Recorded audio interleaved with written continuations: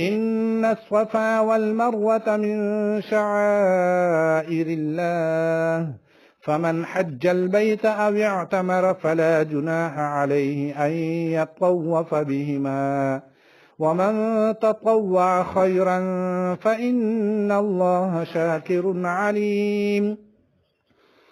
إن الذين يكتمون ما أنزلنا من البينات والهدى من بعد ما بيناه للناس في الكتاب أولئك يلعنهم الله ويلعنهم اللاعنون إلا الذين تابوا وأصلحوا وبينوا فأولئك أتوب عليهم وأنا التواب الرحيم.